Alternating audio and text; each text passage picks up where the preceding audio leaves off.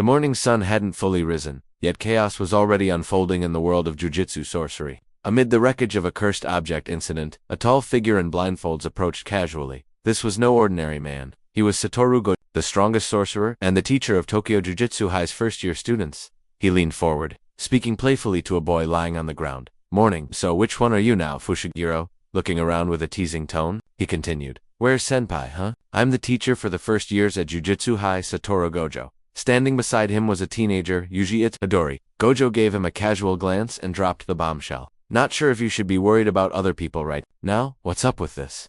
Then he turned serious, dangerously so. Your secret execution has been set. You're cursed, so I will exorcise you. But just as fast, his tone lightened again, as if nothing could really rattle him. More importantly, you and I are pretty beat up. We need to get to a hospital. Yuji was overwhelmed, caught between fear and confusion. Hold up, it's not a problem. What should I do? Crap, I can't tell. Is it the cursed object? Or Itadori talking right now? Before anything could be clarified, Gojo spoke calmly once more. Gojo-sensei, what are you doing here? Yo wow, he explained it matter-of-factly. The higher-ups got involved after hearing that a special-grade cursed object went missing. I agreed to come as long as I have time to see the sights.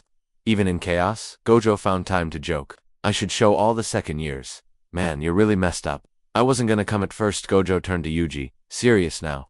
So, did you find it? Yuji looked down ashamed. Sorry, I ate it. For real? Gojo blinked in disbelief. For real? Haha, you're not kidding. They're combined. That's hilarious. Then he raised an eyebrow. Can he even see? Can you switch to Sukuna? How does your body feel? Inside Yuji, a dark presence stirred, the ancient curse Ryomen Sukuna. Hey, the cursed object you ate? Oh yeah, probably. I didn't know about this. Yuji smirked. Don't worry, I'm crazy strong. Gojo smirked back, confident. 10 seconds. Come on back after 10 seconds. Before long, Gojo tossed an item to Fushiguro Kikufukamachi. What's this, Megumi? Hold on to this, will ya? Then he mocked the absurdity of the situation. This guy went to buy souvenirs, even though people are dying over here. Kakujin shops. Kikufuku Machi, a Sendai City specialty. Super delicious. My recommendation, the edamame and cream flavor. That's for me to eat on the bullet train. Home, Yuji shot back flustered. It's not a souvenir. Suddenly Gojo snapped his gaze. Behind you. And with a grin, I've got a student watching, so I hope you don't mind if I show off a little. He burst into action, too fast to follow. Sukuna, the king of curses, emerged from within Yuji, mocking. You guys are always a pain, but it doesn't matter what era it is, you stupid jujutsu sorcerers. But Gojo wasn't fazed. That doesn't matter to me. He launched himself forward. Hup, elsewhere, Fushiguro groaned, struggling to hold back Sukuna's control. This Itadori kid, damn it again, can't take control. But Gojo had everything under control. Should be about time. Was everything okay? He leaned closer. What? Is he OTP? What a surprise. You really can control it, Yuji replied, eyes narrowing. Yeah, but he's kinda annoying, Gojo grinned.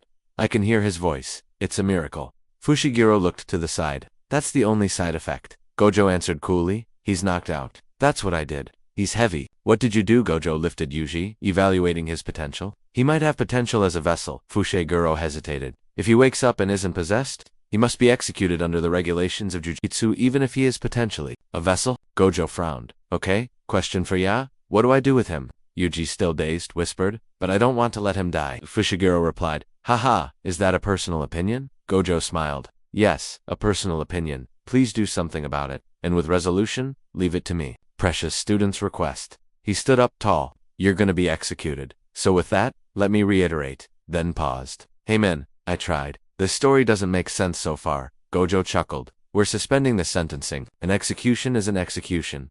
But there are 20 in all. We're in possession of 6. He held up the cursed object again. This is the same as the cursed object you ate. So it's on hold for now. A suspended sentence, Gojo explained further. Let me explain from the top. Yup, 20, including both arms and legs. Yuji asked. Nope, Sukuna has 4 arms. Gojo continued. As you can see, you can't destroy it. It's that powerful of a curse. He looked directly at Yuji. If you die, the curse inside you, Sukuna, will die as well. We actually don't have anyone that can seal it properly. Right now, with each passing day, it gets even stronger. He casually made a hole in the wall. Oops, I made a hole in the wall. Then he turned to Yuji. That's where you come in. There's no guarantee that a vessel capable of controlling Sukuna will ever come around again. He sighed. So, this was my proposal. But that would be a waste, right? Our elders are cowards. They're making a fuss about killing you right away. If we're gonna kill him, why not kill him after he takes in the rest of Sukuna? Gojo concluded. The higher-ups agreed. So now you face 2 options. find the remaining parts of Sukuna, and die. After taking it all into your body, or die now. The room went silent. Later that day, within the sterile silence of a hospital room, Yuji returned to visit his senpai Megumi Fushiguro, who remained unconscious. Bandaged, still, UNMOVING.YUJI, stood by the bed, guilt weighing heavily on his shoulders. How is Fushiguro-senpai doing? A nurse responded gently. The doctors say he's fine, but he's still unconscious. Yuji clenched his fists. It's all my fault. You probably won't believe me, but we were attacked by a strange monster. I was captured too. It's because I invited him to school. That night, the girl with them, calm and kind, offered a few soft words. I believe you, Yuji continued, recalling the terror. It was able to gather curses and make itself stronger. That finger? It's something called a special grade. Cursed object. Those weren't monsters, they were curses. His voice cracked. There's someone coming tomorrow who can help Fushiguro-senpai. I'm sorry, but don't worry, it's not your fault. He looked at her sincerely. I'm the one who picked it up in the first place. He turned to Fushiguro again. I'm sorry, senpai. The girl hesitated, then asked gently, there's somewhere you need to go. Yuji nodded slowly. Yeah, I'll see you later. She paused again. Who passed away? Yuji looked down. My grandpa, but I guess he's more like a dad. Her voice lowered, full of empathy. I see. Sorry to bother you at a time like this. Yuji said nothing. Later, Gojo sat with Yuji in a quiet place. Watching the city glow beneath them, he asked plainly, are there a lot of casualties with curses like this? Gojo looked out at the skyline. So, have you made a decision? Yuji didn't answer right away. Gojo continued. If you're talking about potential damage, yes.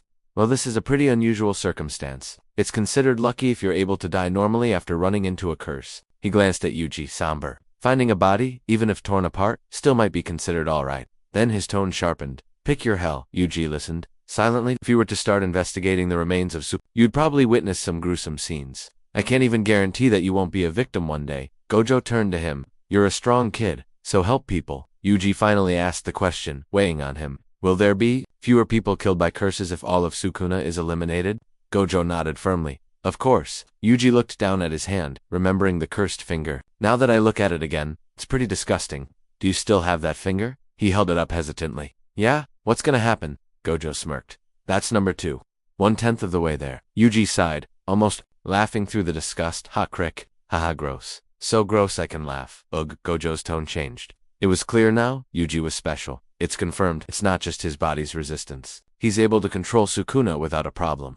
He stood up slowly. With a phenomenal ability like this, it might only appear once every 1,000 years. Yuji asked quietly. Does such a person? Not at all. Gojo answered. Not at all. Then came the final test. You're prepared for what's to come, I take it? Yuji hesitated. It's nothing. You okay? Then, with fire in his voice, he stood up. I'm wondering why the heck I have to be executed. But I can't leave the curse alone. I'm gonna eat the rest of Sukuna. That's all. Gojo smirked. What a troublesome last request. Yuji recalled the words of his grandfather, a man who told him to help people, to die surrounded by others, not alone. How I'm gonna go out when it's your time to go. Make sure you're surrounded by others. I already know, Gojo nodded with pride. Get your belongings together by the end of the day. Looks like it's shaping up to be a fun hell. He smiled one last time. Good stuff. You're really growing on me, kid. Seeing the journey begins the next day. Yuji stood on the train platform, wrapped in bandages. Fushiguro walked beside him, looking slightly better. We going somewhere? Gojo answered casually. Tokyo. Fushiguro nodded at Yuji. You're looking good. Really? Yuji groaned. I'm wrapped in bandages. Gojo chuckled. Same school for jujutsu where I go. You're gonna enroll. He turned, arms open wide. Tokyo Prefectural Jujutsu, Specialty High School. Then added with a grin, only 3. By the way, there's 3 students in the first-year class now, including you. The camera pans upward. Their journey had just begun.